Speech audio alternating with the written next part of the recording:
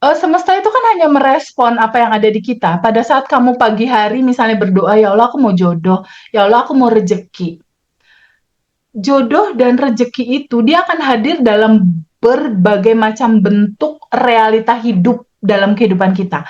Semesta akan menghadirkan orang-orang, akan menghadirkan kondisi, akan menghadirkan situasi, akan menghadirkan peristiwa, akan menghadirkan barang-barang yang kamu lihat untuk hadir dalam katalog kehidupan. Fiona, ada yang mau ditanyain? Silakan, Vi. Terima kasih Teteh, Masya Allah. Teh, eh, tentang men-switch rasa, kan gitu ya. Mamanya tadi tuh katalog nih datang gitu. Ini ada salah satu pertanyaan juga. Jadi, bisa nggak sih mengkoreksi rasa gitu? Yang dibaca semesta tuh respon awal atau setelah kita sadar kita switch gitu. Jadi, Oke. kan ada respon kita tuh keliru dan kita sadari dan kita switch. Saat itu semesta melihatnya respon awal atau setelahnya itu. Ya, jadi gini, semesta itu kan hanya merespon apa yang ada di kita. Pada saat kamu pagi hari misalnya berdoa, "Ya Allah aku mau jodoh, ya Allah aku mau rezeki." Jodoh dan rezeki itu dia akan hadir dalam berbagai macam bentuk realita hidup dalam kehidupan kita. Semesta akan menghadirkan orang-orang, akan menghadirkan kondisi, akan menghadirkan situasi, akan menghadirkan peristiwa, akan menghadirkan barang-barang yang kamu lihat untuk hadir dalam katalog kehidupan kamu. Bisa jadi gini, aku sering banget ngalamin. Pada saat aku berdoa, "Ya Allah kasih aku rezeki, aku butuh uang buat bayar rumah sakit anak aku." Waktu itu Adam itu pernah masuk ICCU. Sehari 5 juta, Vi. 5 juta, 3 juta, pokoknya jutaan gitu sehari itu dia picunya anak tuh.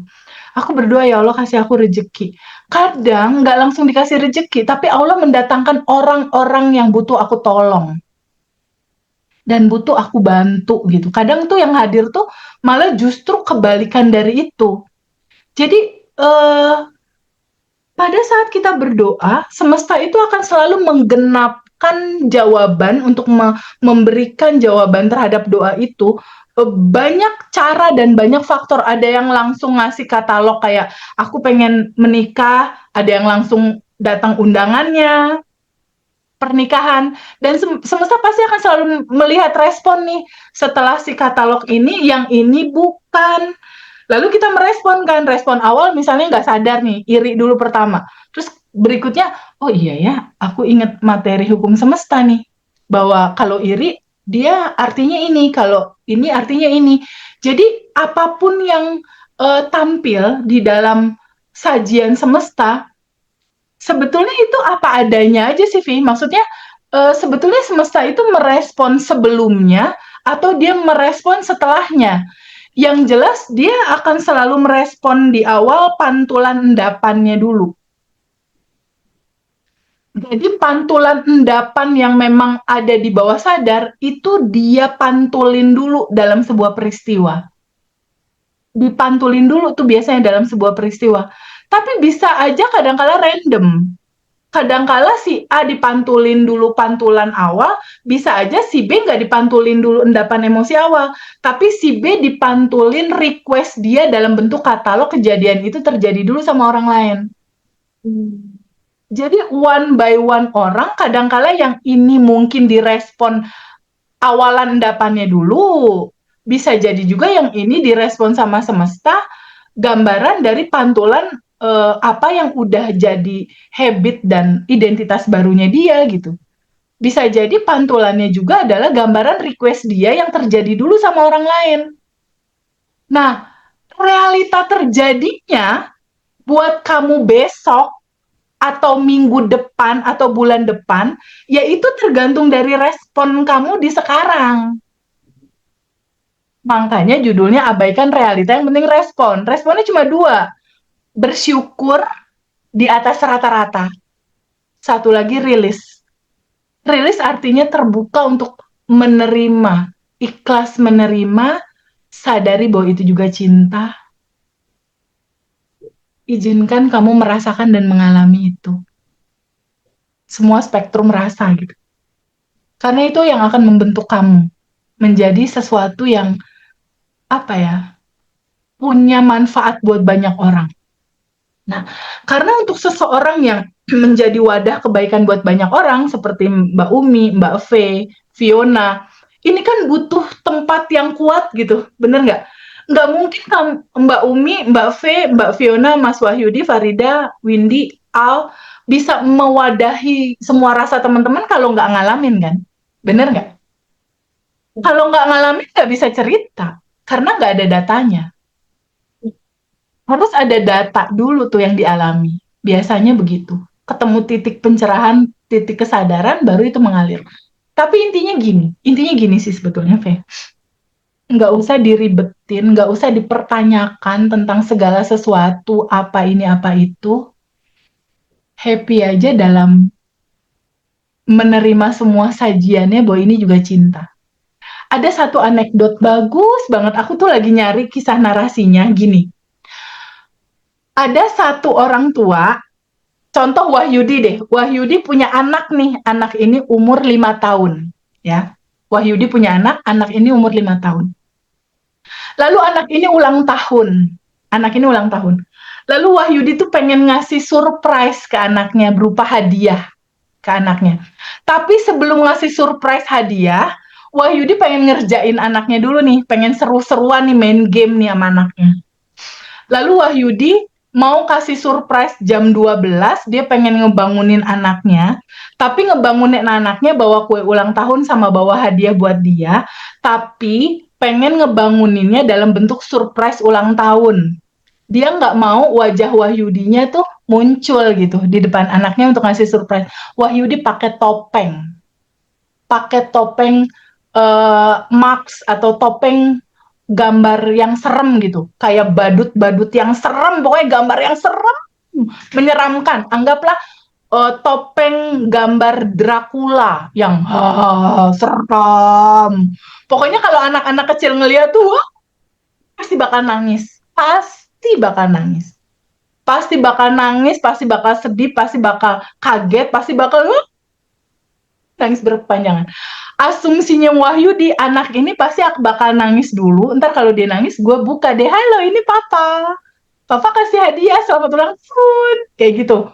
Tadinya ekspektasi Wahyudi kayak gitu. Ya. Pada saat kejadian anak itu ulang tahun, Wahyudi pakai topeng Dracula. Dia udah punya ekspektasi anak ini pasti takut nih, pasti sedih. Masuklah kamar tuh anak kan, masuk kamar tuh anak. Ini aku lagi nyari narasi ceritanya buat dibagiin sebetulnya, tapi belum ketemu. Ntar kalau ada yang tahu tolong bagiin di grup.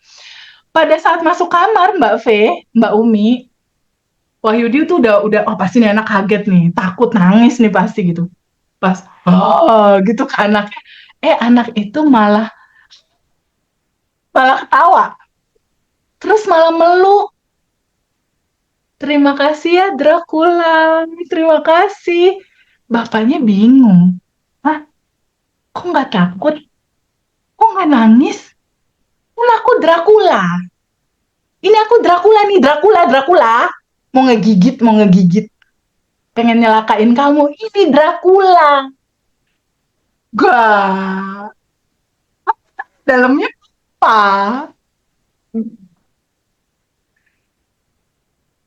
Dan sama kayak realita kita ya.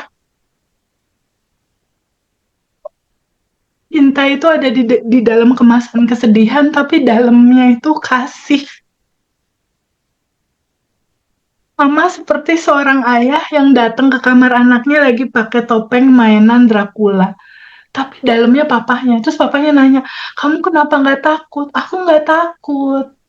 Walaupun topengnya Dracula, walaupun topengnya menyeramkan, aku tahu dalamnya papa.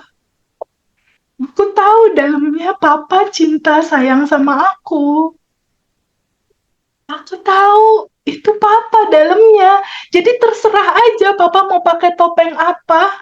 Aku akan nerima. Aku akan menerima karena aku tahu dalamnya papa yang sayang sama aku, yang lindungi aku, yang cinta sama aku. lagi main-main dulu nih sekarang. Jadi Dracula ya, tapi kan dalamnya papa, papa makasih. Jadi tuh anak nggak kaget, anak nggak sedih, anak nggak melo. Dahsyat banget itu cerita. Jadi aku pas baca aku tangis. Allahu Akbar. Uh, ini indah banget gitu. Ketika kemasan itu datang dalam kesedihan, coba lihat siapa yang nganterin itu. Dalamnya ada sosok ayah kita, orang tua kita, yang ngayomin kita, yang sayang sama kita, yang melahirkan kita, yang membentuk kita gitu. Dan itu indah banget si anak itu ketika ada Dracula itu malah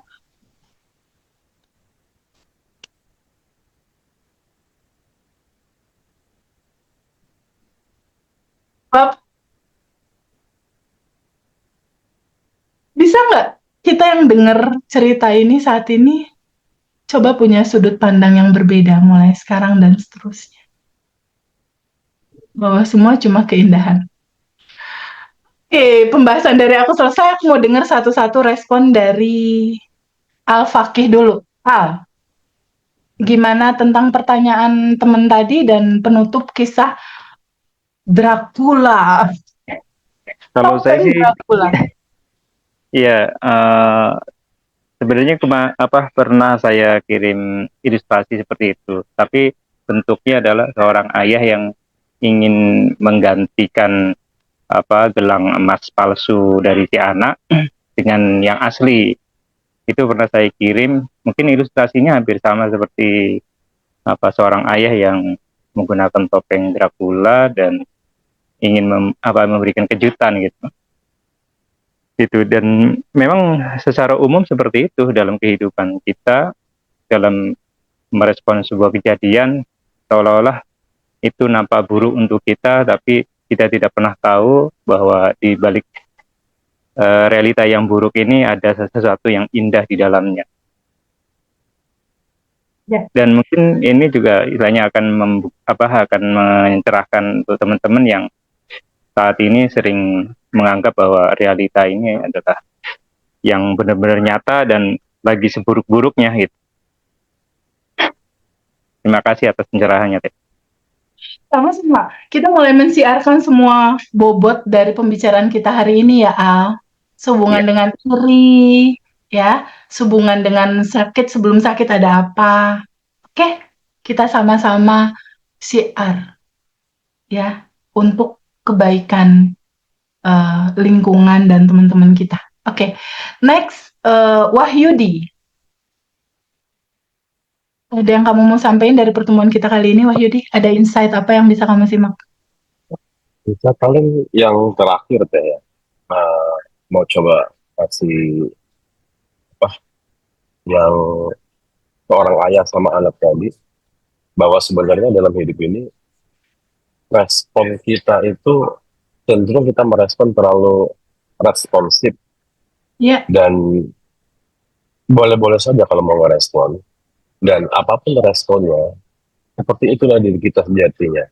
Jadi kalau ada kejadian yang dirasa tidak sesuai, respon kita itu cenderung melawan, tidak menerima dulu. Kita terlalu cepat merespon. Nah, jadi bagaimana caranya agar respon yang kita berikan itu kita kembalikan kepada diri kita yang sejati seperti apa. Boleh juga merespon, bereaksi, tapi sesuaikan dulu atau kembalikan dulu ke sejatinya kita. Diri kita yang berlimpahan, yang tanpa batas, seperti itu tadi. Gitu. Ya, agree. Sip. Izin untuk menyampaikan kembali cerita ini ke banyak teman-teman nanti yang berkomunikasi sama kamu ya, Wahyudi ya. Ya. Dan aku tunggu voice berikutnya. Nggak harus selalu tentang rilis atau sadar nafas syukur. Tapi cuplikan simpel aja tentang sebuah titik tema kesadaran gitu. Tentang dibikin klaster-klaster aja tentang iri, tentang apa gitu dari muatan materi ini. Suara kamu tuh bikin candu, Gitu ya. emak-emak.